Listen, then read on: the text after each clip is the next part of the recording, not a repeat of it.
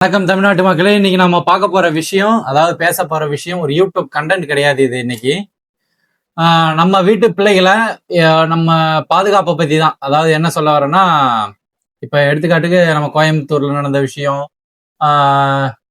தெற்க நடந்த விஷயம், தென் மாவட்டங்கள் நடந்த விஷயம், விழுப்புரத்தில் நடந்த விஷயம், சேலத்தில் நடந்த விஷயம், இப்படி பல மாவட்டங்கள் நடந்திருக்கு. அது மட்டும் இல்லாம மதுரையில ஒரு 17 வயசு பையனை ஒரு பழிவாங்குதல் நோக்கத்துக்காக மைனர் பையனை வெட்டி கொண்டிருக்காங்க. அந்த ரத்த கரைகள் கூட இன்னும் மாறல. இந்த வீடியோ நம்ம எடுத்துக்கிட்டு இருக்கோம். காலையில ஏஞ்சி நியூஸ் பேப்பர் திறந்தாலே ஒண்ணு பாலியல் வன்கொடுமையா இருக்கு, இல்ல வெட்டுக்குத்து கொலை, ரவுடி கொலை, பட்ட பகல்ல வெட்டி கொலை, இப்படிதான் பிஞ்சு குழந்தைகளோட உயிர்கள் பறிக்கப்படுது. எங்க பார்த்தாலும் இதான் நடந்துகிட்டு இருக்கு. இந்த செய்தி தான் தலைப்புச் செய்தியா வந்து கொண்டு இருக்குது. நம்ம தமிழ்நாடு ஒரு அமைதி பூங்காவா இல்ல ரவடிகளோட கூடாரமா? அந்த அளவுக்கு மாறிட்டு இருக்கு.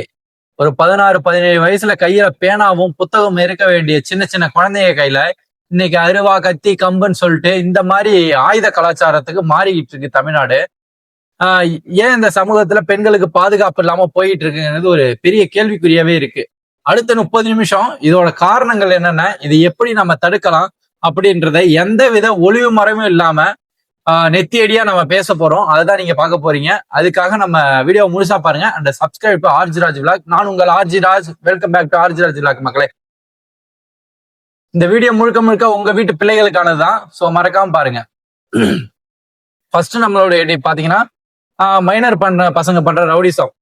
முதல்ல இந்த கத்தி கலாச்சாரம் பத்தி பேசுவோம். இது எப்படி சொல்றதுன்னா, முன்னெல்லாம் ரவுடிசம்னா ஒரு 30, 40, 50 வயசு இந்த மாதிரி ஆட்கள் தான் பண்ணிட்டு இருந்தாங்க. ஆனா இன்னைக்கு இன்ஸ்டாகிராம் ரீல்ஸ்ல போடுறதுக்காகவே சொல்லணும்னா சின்ன சின்ன பசங்க கெத்து காட்டுறவங்கிற பேர்ல 5 வயசு பையன் கத்திய வச்சு ரீல்ஸ் பண்றது நமக்கும் மதுரையில் நடந்த சம்பவமும் சொல்லலாம். இன்னும் பல ஏரியாவில் நடந்துகிட்டு இருக்கு, வெளில தெரியாம இருக்கும். இத மாதிரி இவங்க கத்தி கலாச்சாரத்தை கையில பார்க்கும்போது சட்டத்தின் மீதோ காவல்துறை மீதோ பயம் இருக்கா இல்லையாங்கிற ஒரு அச்சமே இருக்கு மக்களுக்கு. அந்த வகையில கேட்க தோணுது எல்லாருக்குமே. ரெண்டாவது விஷயம், பெண்களுக்கு எதிரான வன்கொடுமை. சின்ன பிறந்த குழந்தை கூட இல்லாம 2 வயசு குழந்தை தர்மபுரியில பார்க்கலாம். பிறந்த குழந்தை மட்டும் இல்லாம 80 வயசு பாட்டிகளுக்குமே அந்த பாலியல் வன்கொடுமைங்கிறது நடக்குது. இன்னொரு பக்கம் மிக மோசமான பாலியல் குற்றங்கள். அதாவது சொல்றோம்ல, ஏன் இந்த வக்ர புத்தி வருதுன்னா, ஒரு பெண் தனியா போனா அவளை பாதுகாப்பா வீட்டுக்கு அனுப்பணுங்கிற நினைக்க சமூகம் எங்க போச்சுன்னே தெரியல. எல்லாம் மாறிக்கிட்டு இருக்கு.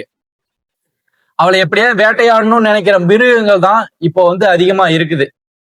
இது ஏன் நடக்குது, இதுக்கான காரணங்களை நம்ம அடுத்தடுத்து பார்க்க போறப்ப, ஃபர்ஸ்ட் ரீசன் போதைப் பொருள். இன்னைக்கு நடக்கிற 90% குற்றங்களுக்கு பின்னால கஞ்சா மற்றும் போதை மாத்திரைகளோட பழக்கம் தான் இருக்கு. போதையில இருக்கிறவனுக்கு எது தப்பு எது சரின்னு அந்த மைண்ட் தெரியல. நம்ம என்ன பண்றோங்கிறதே தெரியாம ரொம்ப சுலபமா பள்ளி கல்லூரி மாணவர்கள் இந்த போதைப் பொருளை கிடைக்கிற அளவு இருக்குது இப்போதைக்கு. இதுதான் வன்முறைக்கு முதல் புள்ளி.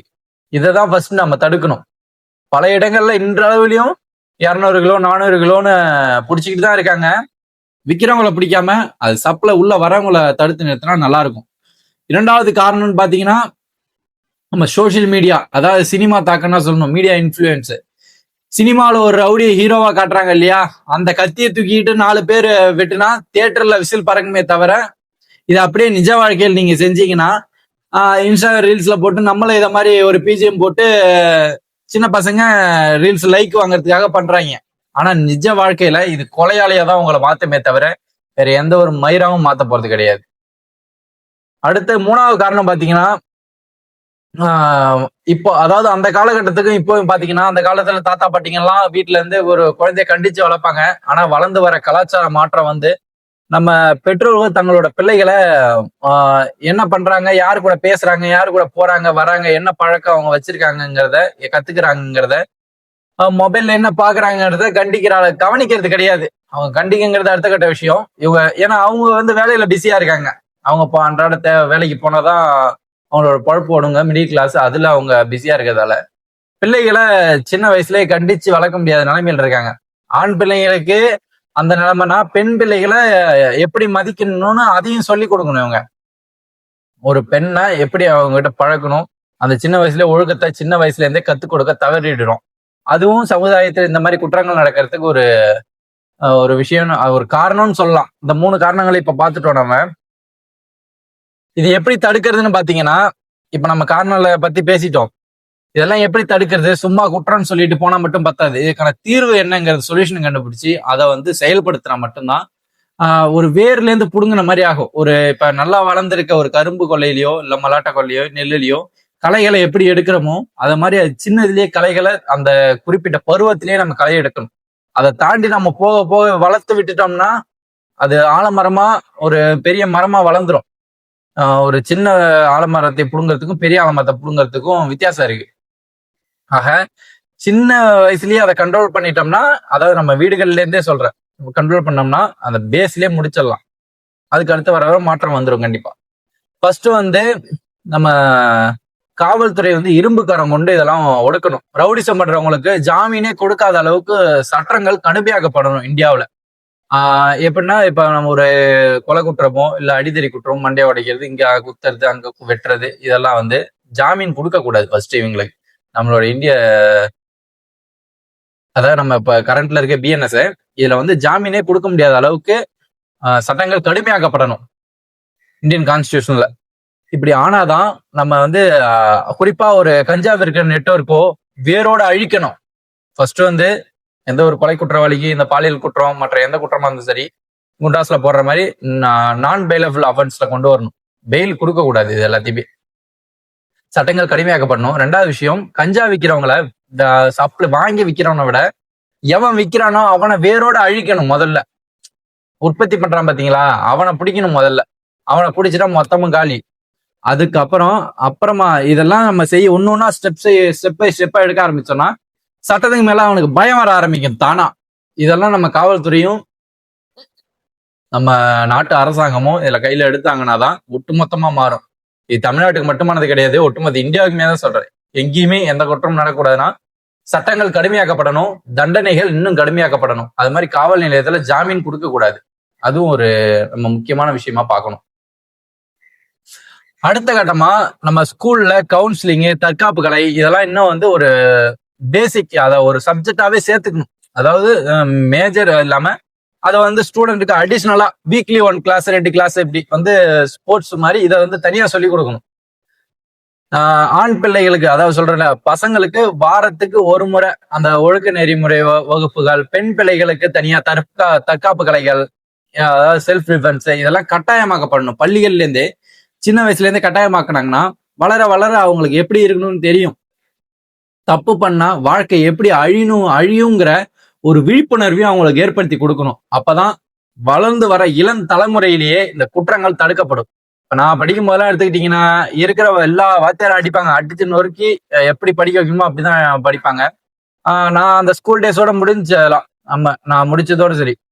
அது இப்ப இருக்கிற தலைமுறையெல்லாம் அடிச்சாலே போயிட்டு நம்ம கடந்த காலங்கள்ல பார்க்கலாம், ஒருத்தர் வாத்தியார் அடிச்சாருன்னு சொல்லிட்டு கத்தியால குத்துனது. இன்னொரு பையன் சொல்றான், நீ இந்த பக்கம் கேஸ் போட்டுனா நான் இப்படி போயிட்டு அப்படி வந்துடுவான், ரயில்ல போயிட்டு வர மாதிரி சொல்றான். அப்ப வந்து இது எந்த அளவு அவனை மாறி இருக்கானுங்கன்னு பாருங்க. அந்த பழைய சிஸ்டம் வந்து வாத்தியார்னா அந்த பயம் இருக்கும். பயம் இருந்தா அவன் படிப்பான், ஒழுங்கா மத்த எந்த தப்பு செய்யாம இருப்பான். அது வந்து அந்த ஸ்கூல் டேஸ்லயே அவங்கள கட்டுப்படுத்தி வளர்த்துக்கிட்டு இருந்தது அந்த காலத்துல. நம்ம பெற்றோர்கள் தடுக்க தவறினாலும் பள்ளிக்கூடத்துல ஒரு பெண்ணுங்கள்ட்ட எப்படி பழகணுங்கிற அந்த சும்மா நின்று பேசினாலே பிடி சார் எல்லாம் கூட்டு அடிப்பாங்க எல்லாருமே. அந்த மாதிரி இருந்த ஒரு சிஸ்டம் காலப்போக்கில் மாணவர்களை பாதுகாக்கணும்னு சொல்லிட்டு அதை வந்து அப்படியே மாத்திட்டாங்க. இன்னைக்கு இந்த பசங்க போயிட்டு வாத்தியார் அடிக்கிற அளவுக்கு வளர்ந்துருக்கானுங்க. அப்படின்னா பாத்துக்கோங்க அவங்க எந்த அளவு இருக்காங்கன்னு சொல்லிட்டு. இதுவும் இருந்தாலும் நல்லா இருக்கும். ஏன்னா ஸ்கூல் டேஸ்ல அந்த சின்ன வயசுலயே அவங்களெல்லாம் சரி கட்டி ஒரு நல்ல ஒழுக்கமான மாணவர்களா மாத்த முடியும். அதுக்கு அடுத்து பாத்தீங்கன்னா நம்ம பேரண்ட்ஸ் தான் கொஞ்சம் கேர் எடுத்து பாத்துக்கணும். உங்க பையன் கையில காசு எப்படி வருது, அவன் திடீர்னு விலை உயர்ந்த போனு இல்ல வேற ஏதாவது வச்சிருக்கானா, பைக் வச்சிருக்கானா, கையில கவுரு கழுத்துல செயின் போட்டுக்கிட்டு சுத்துறானா, உடனே தட்டி கேளுங்க. அதை விட்டு என் புள்ள இங்க போயிட்டு அதை வாங்கிட்டு வந்தான், அவன்கிட்ட இவன் வாங்கி கொடுத்தான், அது மாதிரி ஊக்குவிச்சிங்கன்னா அது கடைசியில எங்க போய் முடியும்னு உங்களுக்கே தெரியும். நீங்க கண்டுக்காம சும்மா விட்டீங்கன்னா நாளைக்கு அவன் ஜெயிலுக்கு தான் போவான், வேற எங்கேயும் போக மாட்டான். ஜெயிலுக்கு போறதோ இல்ல சுடுகாட்டுக்கு போறதோ அது நம்ம யாரையும் தடுக்க முடியாது. ஒரு விலையுயர்ந்த பைக்கை வாங்கிட்டு வீலிங் பண்றாங்கிற பேர்ல ஆக்சிடென்ட் ஆகி ஏதாவது ஒண்ணு ஆச்சுன்னா இதெல்லாம் அவங்களால ஏத்துக்க முடியுமா? இத்தனை வருஷம் கஷ்டப்பட்டு வளர்த்துட்டு. அதுக்காக தான் சொல்றேன், இந்த கிரைம் எல்லாமே இந்த 3 பேர் வீட்டுல ஒன்னு பேரண்ட்ஸ் தடுக்கணும், அப்படி இல்ல இவங்க தடுக்கணும். அடுத்து வந்து ஸ்கூல்ல நான் சொன்ன மாதிரி அந்த ஒழுக்க நெறிமுறை கிளாஸ், தற்காப்பு கிளாஸ், வாத்தியார் கொஞ்சம் அடிச்சு திருத்தி வளர்த்தாங்க நல்லா இருக்கும். அடுத்த கட்டம் நம்ம போதைப் பொருளை ஒழிக்கிறது, காவல்துறை சட்டங்கள் கடுமையாக்கப்படணும், ஜாமீன் கொடுக்கக்கூடாது. இவங்க எல்லாம் சேர்ந்து இதெல்லாம் செஞ்சாங்கனாலே ஓரளவு கண்ட்ரோல் பண்ணிட்டோம்னா அடுத்து இருக்கிற கொஞ்சம் நெஞ்ச பிரச்சனைகளை அதை ஈஸியா சால்வ் பண்ணிடலாம். ஏன்னா நம்ம பேஸ் உள்ள வர தலைமுறையே மாத்த போறோம். அப்படி மாத்தினாங்கன்னா எல்லாமே நல்லா இருக்கும். ஸோ இதை வந்து நம்ம நாட்டு அரசாங்கம் கொஞ்சம் கவனம் எடுத்து இதை எல்லாத்தையும் சீர்படுத்தணும். சமூக நலன்றது அரசாங்கத்தோட வேலை மட்டும் கிடையாது, அது நம்ம ஒவ்வொருத்தரோட பொறுப்பு. இப்ப உங்க வீட்டு பிள்ளைங்க ஒழுங்கா வளர்த்தாலே இந்த சமூகம் வந்து பாதி, அதை எப்படி சொல்றேன்னா பாவி இல்லாம மாறிடும். அதாவது ஒரு எந்த பிரச்சனை, இப்ப நம்ம வீட்டுல இருக்க பையன் ஒழுங்கா இருந்தானா அவங்க பக்கத்து வீட்டுல அவங்க அது மாதிரி ஒழுங்கா வளர்த்தாங்கன்னா ஒரு குரூப் உருவா இருக்கும். ஒரு சின்ன சின்ன தப்பு அவங்க செய்ய மாட்டாங்க. இப்ப 10 பேர் ஒண்ணு சேர்ந்து ஊர்ல ஒரு பனைமரம் நடுறதையோ ஒரு சமூக சேவை செய்யறது செஞ்சான்னா அந்த பசங்க எப்படி இருப்பாங்க? இதே ஒரு 10 பேர் சேர்ந்துட்டு குடிச்சுக்கிட்டு கஞ்சா போட்டுக்கிட்டு அடிதடி வெட்டு குத்துன்னு போறாங்கன்னா அந்த சமூகம் அந்த பசங்க எப்படி இருப்பாங்கன்னு யோசிச்சு பாருங்க. அப்பயே அதுலயே உங்களுக்கு டிஃபரன்ஸ் தெரிஞ்சிடும். அப்படி எல்லாருமே ஒரே இந்த மாதிரி நல்ல விஷயங்கள் செய்ய ஆரம்பிச்சாங்கன்னா ஊர் நல்லாயிடும், ஊர்ல எந்த பிரச்சனையும் வராது. நாளைக்கு ஊருக்கு ஏதாவது பிரச்சனாலும் இவங்க எல்லாம் ஒத்துமையா நின்று போராடுவாங்க, கேட்பாங்க. இதுவே வேற மாதிரி இருந்துச்சுன்னா சீனே அங்க வேற. நாளைக்கு அடிதடி கேஸு, ஜெயிலு, ஆக்சிடென்ட், இன்னும் பல குற்றங்கள் எல்லாமே அப்படிதான் போய்கிட்டு இருக்கும். ஸோ அதனாலதான் சொல்றேன், பாலியல் வன்கொடுமை இல்லாத, கத்தி கலாச்சாரம் இல்லாத ஒரு இந்தியா வேணும். நான் தமிழகத்தை மட்டும் சொல்ல, ஒட்டுமொத்த இந்தியாவே தான் சொல்றேன். இங்க மட்டும்தான் நடந்துட்டு இருக்கான்னு கிடையாது, எல்லா ஸ்டேட்லயும் எல்லா இதுலயும் பிரச்சனை இருக்கு. இன்னும் பல வெளிநாடுகள்ல துப்பாக்கி கலாச்சாரம்லாம் இருக்கு.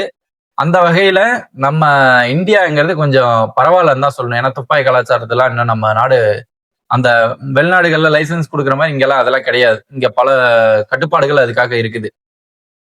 ஒரு பாலியல் வன்கொடுமை இல்லாத நாடு, கத்தி கலாச்சாரம் இல்லாத ஒரு பாதுகாப்பான தமிழ்நாடும் தேவைதான் நமக்கு. ஸோ இதுக்காக அரசாங்கம் இந்த மேற்குறிப்பிட்ட அந்த ஒரு 3 ஆக்ஷன் எடுத்தாங்கன்னா இது எல்லாத்தையும் தடுக்கிறங்கிறத குறைக்கலாம். வளர்ந்து வர தலைமுறைகிட்ட இருந்து இதெல்லாம் குறைச்சலாம். இந்த வீடியோவை தயவு செஞ்சு உங்களோட WhatsApp group, family group, friends எல்லாருக்கும், உங்க அக்கா தங்கச்சி பசங்களா இருப்பாங்கல்ல, இவங்களுக்கு எல்லாருக்கும் ஷேர் பண்ணுங்க. அதாவது எல்லா பெற்றோருக்கும் ஷேர் பண்ணுங்க. அவங்க வந்து விழிப்பா இருக்கட்டும். ஏன்னா இப்போ வளர்ந்து வர தலைமுறையை கொஞ்சம் கண்டிச்சு வளர்க்க ஆரம்பிச்சாங்கன்னா வருங்கால சந்ததியினர் எந்த பிரச்சனையும் இல்லாம நல்லா இருக்கலாம். அதுக்காக தான் சொல்றேன். இந்த விஷயத்துல உங்களோட கருத்து என்னங்கிறத கீழே கமெண்ட்ல சொல்லுங்க. அடுத்த ஒரு நல்ல வீடியோவில் சந்திப்போம். அதுவரை உங்களிடமிருந்து விடைபெறுவது உங்கள் ஆர்ஜி ராஜ். நன்றி, வணக்கம் மக்களே. பாய் பாய்.